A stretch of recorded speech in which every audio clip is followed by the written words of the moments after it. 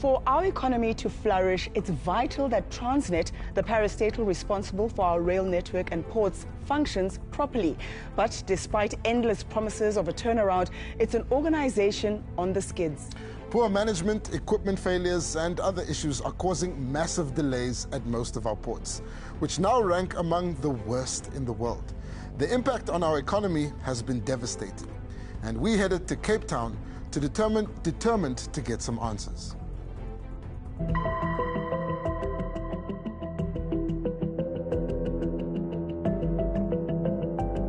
The Port of Cape Town, strategically positioned, perfectly situated to capitalize on international shipping trade. But it's not.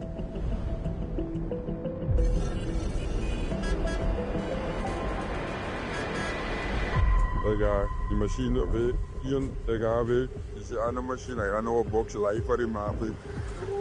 Constant delays are crippling businesses. Right, this machine is broken, and this one is broken again. Transnet's Port Terminal leadership, though, appears to have a different view. There's a progressive increase in productivity. But the people on the ground are far from convinced. They are good days, but there are more bad days than what they are good days.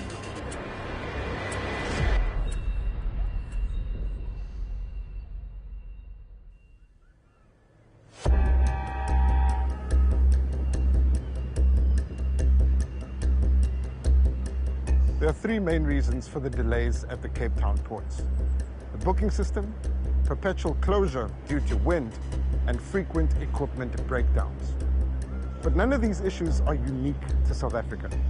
So the problem may be within Transnet itself. This isn't the first time we've shone a light on Transnet. It's an ongoing saga with a central theme.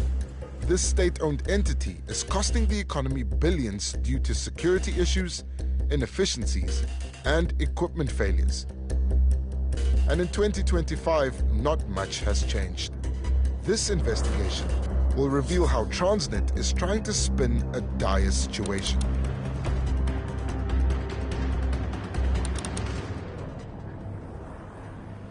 Last night we heard that there were massive breakdowns inside the Cape Town harbour, forcing Transnet to shut the gates and trapping drivers inside after 2 a.m. and keeping other trucks out. And this morning, we're seeing the consequences. Those trucks are backed up all the way up the bridge. There are two sides to port operations. The water side, where containers are loaded on and off ships, and the land side, where trucks pick up and drop off containers. Transnet claims it's turned a corner, but transporters aren't buying it. They're at a standstill. If they have it under control, why are we standing in long queues outside and inside the terminal? That's not having it under control. Derek Onganzi represents the South African Transporters Alliance. He was an owner-driver for more than a decade, but called it quits 4 years ago. In 2021, I closed down because it was no longer profitable to service the port. Is what happened to you an isolated case, or has it happened to other transporters? There's more companies that closed down. We're talking about at least 200 trucks exiting the industry because of the long hours we spend in the queues inside the port and in the terminal. The constant breakdowns are mainly caused by old equipment. A key culprit is the aging fleet of so-called rubber tire gantries, or RTGs. These machines stack containers and move them to and from trucks for transport in and out of the port. They're the lifeblood of the port, essential for its proper functioning. But with lead times of 18 to 24 months for new RTGs, Transnet opted to buy 7 second-hand machines. They arrived in December 2023 with a price tag of 140 million rand. One was dead on arrival, while the others were only operational by April 2024. While these are facts Transnet doesn't dispute, it doesn't seem bothered by them either. Oscar Borchards is the managing executive for the Transnet Port Terminal in the Western Cape. Did those second-hand RTGs improve efficiencies? Yes, it did. Was the purchase of those RTGs a success? It was. It brought in redundancy for this terminal. Without the 7 RTGs, you would have been in a worse situation. But is that the case? So these RTGs had problems from the start. Atinkosi Plaiki is from the United National Transport Union, or UNTU. She says the second-hand RTGs have regular breakdowns. When we spoke, only 2 were working. We represent members that are on the ground that are working with the equipment on a daily basis at the Port of Cape Town. UNTU maintains it was a knee-jerk order. Remember that you need the right specifications for the port. It's not a one-size-fits-all. This is one of the pre-existing RTGs. This blue one is second-hand. You can clearly see 2 white lines. That's where your wheel needs to be. Red is for danger. That means you should not have a RTG wheel on the red line. That's why we have safety protocols to ensure if an emergency happens, you are able to react quickly. It's a safety concern.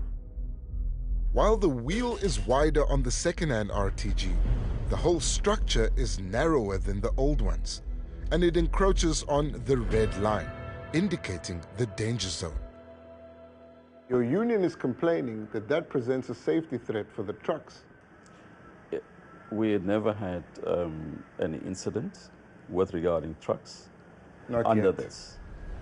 This is a safety line, isn't it? The operation line is the white line. That's correct. This is the blue RTG. It's so narrow that it's across the red line. Can you see it's across the red line? Yes, I You don't think we mind will. the tight squeeze?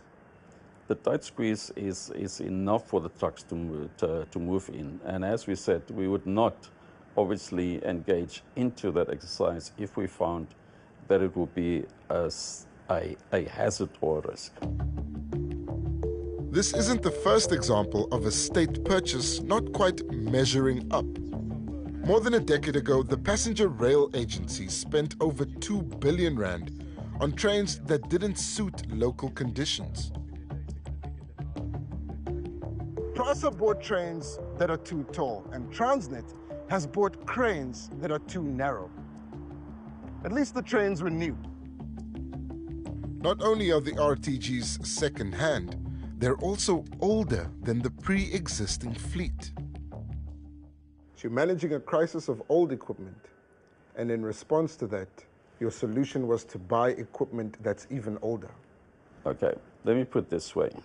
You are faced with a decision, and you have to make a decision. Buy or not buy. This was a reckless decision, and it was a complete waste of money, and we had strong opposition from the get-go. And it seems behind closed doors, Transnet's management shares the union's concerns. The second-hand RTGs have been the greatest disappointment for the This clip is from a stakeholders meeting held in October last year. This is the voice of Ophelia Shabane, then the acting port manager. Those RTGs are even in a worse condition and breaking down even further more than the ones that we originally had. They have not been reliable. We played the clip to Borchards. You're saying they improved efficiency. Yes. Both of you are talking about the same RTGs. Can I rephrase? I'm saying it's second-hand RTGs. She's also talking about those. 5 of these 7 second-hand RTGs weren't working last week, yesterday as well. Why do you say they're a success? If you look at the fleet number and where we were, and increase the number of machines, we must understand that every machine that comes in brings about the ability to move containers. Yet we are told transporters are moving fewer containers than ever before and spending more time waiting. This is one of the bigger transporters, operating around 100 trucks in Cape Town's container terminal. Fearing potential backlash, he wants his identity hidden. How long do your trucks wait? You're looking at anything between 6, 7, 8, 9, up to 12 hours just to collect one container. Previously, we could get 3 to 4 containers done within a 9-hour shift. These days, you get to 1 to 1.5 containers out of the terminal within a 12-hour shift. That is how bad things are. At that rate, transporters are losing over 60% of their potential income. The cost to the economy is significant. Frustrated transporters shared these Transnet-issued port terminal entry and exit slips.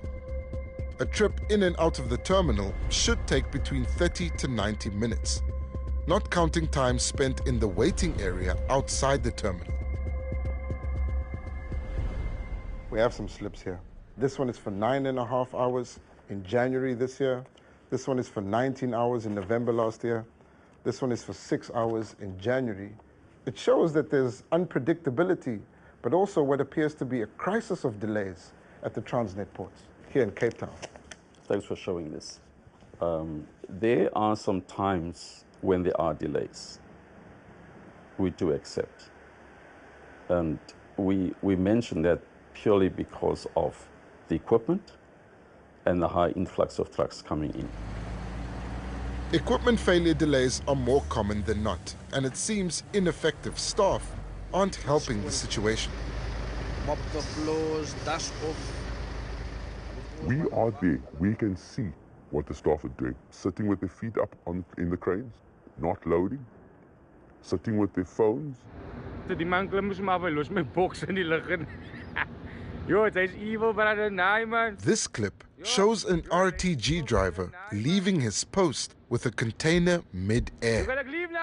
It's unthinkable that a worker would leave a container in the air attached to the RTG and walk out of it because his shift is over. Those are the isolated cases, and it's been addressed. While Transnet is exploring shift changeover systems to boost productivity, transporters still feel that truck operations aren't a priority for the company. Transnet's client is the shipping line. Their priority is to service the shipping line and not the road freight. We like the side chick that keeps on moaning for attention and don't get it. The truckers are an integral part of a total system. We're working hard in terms of consultative engagement with them. Do you admit that your productivity on the land side is lower than your productivity on the water side? The productivity is not where it should be. It's lower than what we've planned.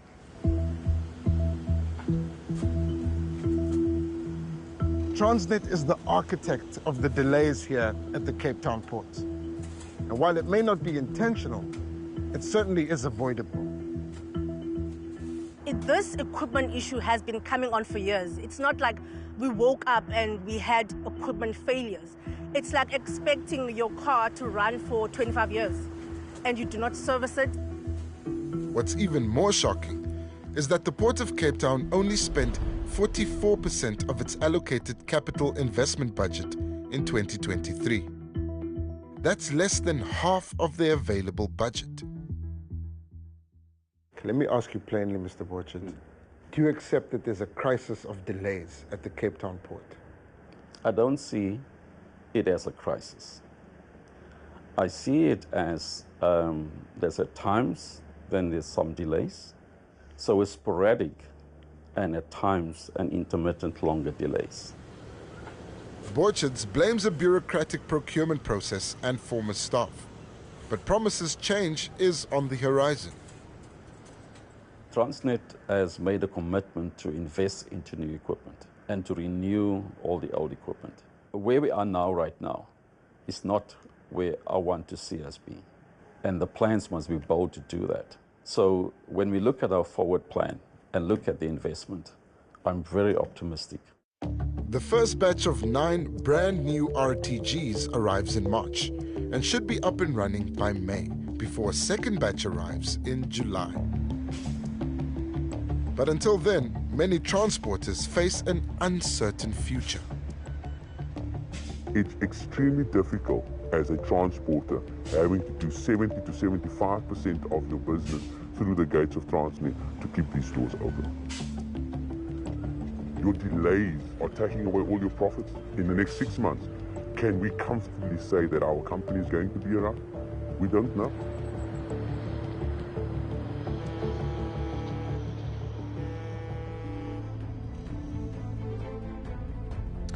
You know, some of those transporters are running their businesses at 20 or 30%. And I just can't see how they can be in business for much longer if these delays continue. The losses to the economy actually cannot be calculated. Indeed. Of course, carte blanche has